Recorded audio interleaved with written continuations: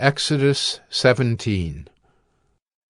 All the congregation of the people of Israel moved on from the wilderness of Sin by stages, according to the commandment of the Lord, and camped at Rephidim.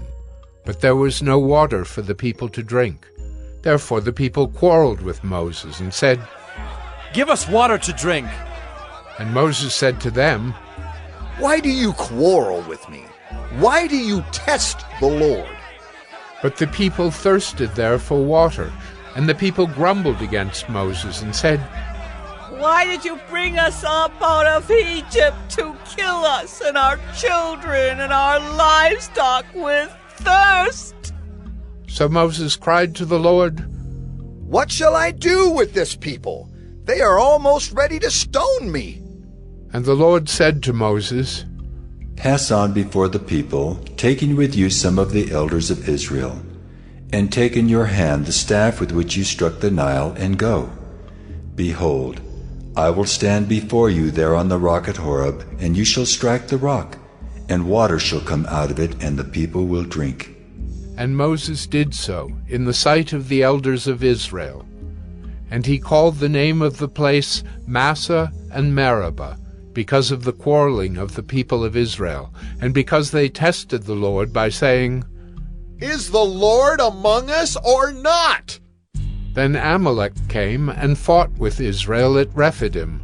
So Moses said to Joshua, "Choose for us men, and go out and fight with Amalek. Tomorrow I will stand on the top of the hill with the staff of God in my hand."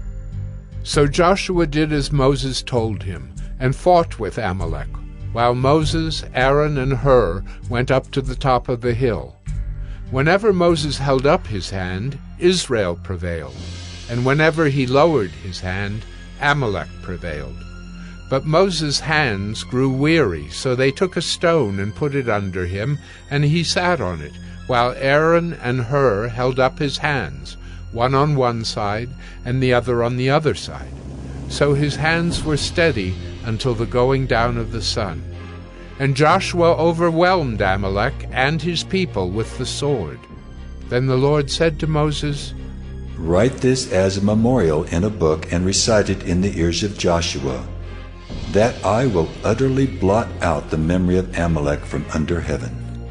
And Moses built an altar and called the name of it, "The Lord is my banner," saying, "A hand upon the throne of the Lord. The Lord will have war with Amalek from generation to generation."